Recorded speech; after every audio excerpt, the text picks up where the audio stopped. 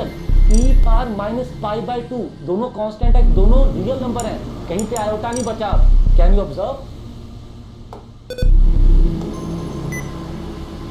Interesting fact, it's a real number. तो non real की power non real can give you a real number. शाबाश। तो ये था यूलर फॉर्म का एप्लीकेशन। स्पीड मेंटेन करो, टिक और क्रॉस लगाते जाना है, और ताकि आपको पता लग जाए कि क्या आपको आता था क्या नहीं आता था। क्यूब रूट ऑफ यूनिटी फटाफट देखो भैया। क्यूब रूट यूनिटी होता क्या है बेटा? z क्यूब इक्वल टू 1 के रूट होते हैं। इसके रूट्स को कहते हैं क्यूब रूट ऑफ यूनिटी, क्योंकि ये बन जाता है 1 की power 1/3 cube root of unity. Unity mean 1। भैया सिंपल सा फैक्टराइज कर लो, यहां से आ जाएगा z इक्वल टू 1 और यहां से आ जाएंगे 2 रूट, ये दोनों, इनमें से इसको क्या कहते हैं? ओमेगा, और इसको क्या कहते हैं? Omega square. दो छोटे छोटे पॉइंट टिक और क्रॉस लगा लेना। इसको ओमेगा स्क्वायर क्यों कहते हैं? क्योंकि इसका स्क्वायर ही है। तो ओमेगा स्क्वायर इसका नाम नहीं है, it is actually square of this. दूसरी चीज, कितने बच्चे ऑब्जर्व कर पा रहे हैं फटाफट से कि ओमेगा स्क्वायर कुछ और नहीं, ओमेगा कॉन्जुगेट है। इसका कॉन्जुगेट ही तो है ये, देखो ये इमेजिनरी पार्ट का साइन चेंज कर दिया तो इसका कॉन्जुगेट ही तो हुआ, और क्या हुआ? तो ओमेगा स्क्वायर कुछ और नहीं, ओमेगा कॉन्जुगेट है। अब क्यूब रूट पे सवाल कैसे आते हैं बेटा?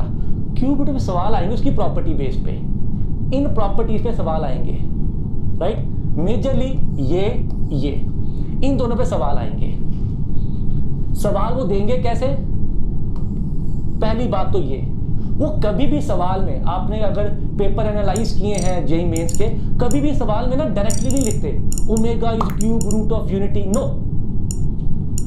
वो आपको बोलेंगे z square plus z plus 1 is 0 और कुछ पूछ लेंगे। तो आपको समझना पड़ेगा कि z कुछ और नहीं ओमेगा या ओमेगा स्क्वायर है, या वो आपको बोल देंगे z square minus z plus 1 is equal to 0। तो आपको समझना पड़ेगा z जो है वो माइनस ओमेगा या माइनस ओमेगा स्क्वायर है, इसके रूट ये होते हैं। ये आपको समझना पड़ेगा, याद रखना पड़ेगा। पेपर में वो डायरेक्टली कभी नहीं लिखते नॉर्मली कि omega is this, find this. God bless you. सवाल देखो किस तरह के सवाल बनेंगे और आपको कैसे यूज करना है। बेटा देखो, इसका यूज तो बहुत बेसिक रहता है, बड़ी पावर के लिए यूज किया जाता है और कुछ भी नहीं, बड़ी पावर निकालने के लिए। मैंने कहा ओमेगा पावर 211 बता दो, यहां से आएगा। ओमेगा क्यूब 1 है तो ओमेगा पावर 210 भी तो 1 बन जाएगा। 210 इज अ मल्टीपल ऑफ 3, तो बचेगा क्या? ये तो 1 बन गया, तो आंसर आ गया ओमेगा। इसका और कोई काम नहीं आना। दूसरे का काम कब आएगा? नॉर्मल बच्चे यूज करना भूल जाते हैं। इसका यूज तब आएगा जब ज्यादा टर्म्स हैं और पावर लगी हुई है, जैसे कि ये 1 minus omega plus omega square raise to power 10, ऐसा कुछ आ गया। तो जब भी टर्म्स ज्यादा होंगी उनको कंपैक्ट बनाने के लिए इसका काम आएगा। देखो कैसे बनाएंगे कंपैक्ट। 1 और ओमेगा स्क्वायर एक साथ रख लो। Now can you easily observe कि 1 plus omega square minus omega के बराबर है। 1 plus omega square is minus omega, तो यहां पे आ गया माइनस ओमेगा। सवाल हो गया खत्म बेटा। Can you see that? ये बन गया -2 ओमेगा पावर 10। सो 2 power 10 omega power 10। Omega power 10 क्या होता है? ओमेगा। आ गया समझ? चमक गया। इसका यूज सिर्फ बड़ी पावर निकालने के लिए होगा। इसका यूज होगा जब ज्यादा टर्म्स है और पावर लगी हुई है, तो इसको यूज करके इसको कॉम्पैक्ट बना दोगे। कॉम्पैक्ट बनते ही काम खत्म हो जाएगा। वेरी गुड, छा गए, ग्रेट। ये याद रखना, वो ऐसे देंगे आपको इस तरह से। एक सिंपल सा एग्जांपल बताता हूँ यहाँ पर तुम्हें। इफ मुझे चैट में जवाब देना, चैट में z square minus z plus 1 is 0, then z power 15 is equal to, tell me in the chat, if z square minus z plus 1 is 0, then z power 15 is equal to what? बताओ फटाफट। काफी ने सही जवाब दिया but कुछ गलती कर गए। अगर z square minus z plus 1 0 है तो z जो है वो माइनस ओमेगा या माइनस ओमेगा स्क्वायर है। मैंने यहाँ प्लस नहीं लगाया, माइनस लगाया हुआ है। कॉग्निटिव ब्लाइंड स्पॉट आ गया बीच में तुम्हारा। तो z के माइनस z प्लस 1 0 है, तो z या तो माइनस ओमेगा या माइनस ओमेगा स्क्वायर है। तो z पावर 15 यानी कि minus omega power 15, that is -1।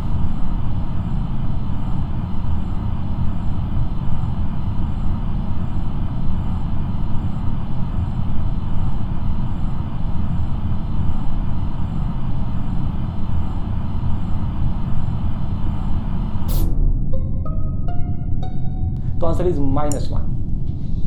ये देख ही नहीं रहा, चलो बाहर चला गया था। छा गए, इस तरह से सवाल आएंगे। शाबाश, ग्रेट।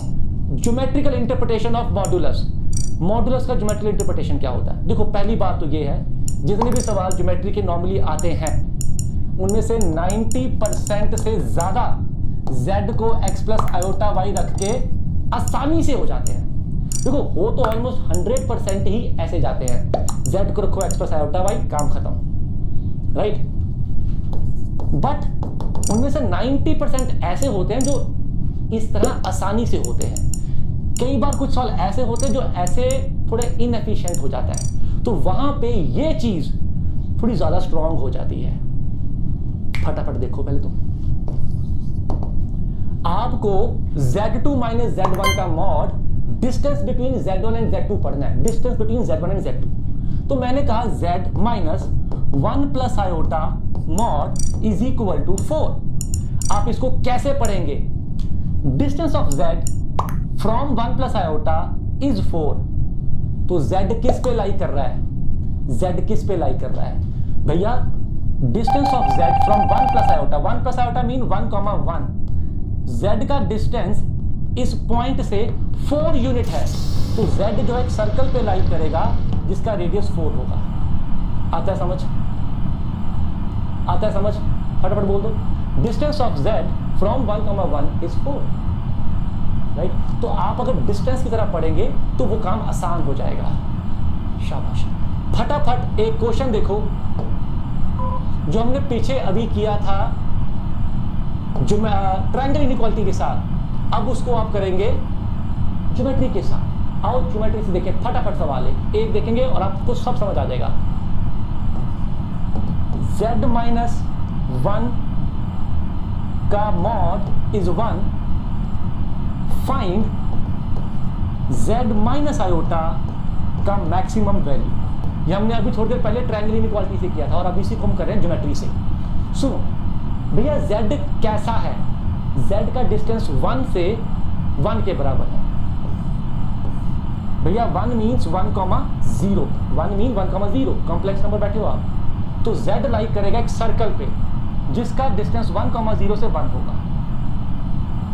यस और z इस पे लाइक करता है। z lies on this circle, unit circle. Do you all agree? फटाफट बोल दो चैट में, do you all agree? Distance of z from 1,0 is 1, so z lies on a unit circle with center 1,0। अब आपसे पूछा क्या गया है? z माइनस आयोटा का मैक्स। अब ध्यान सुनो, यानी कि आपको मैक्सिमम वैल्यू पूछी गई है किसकी? Distance of z from iota. Distance of z from iota, iota mean 0,1, यहां पे होगा 0,1।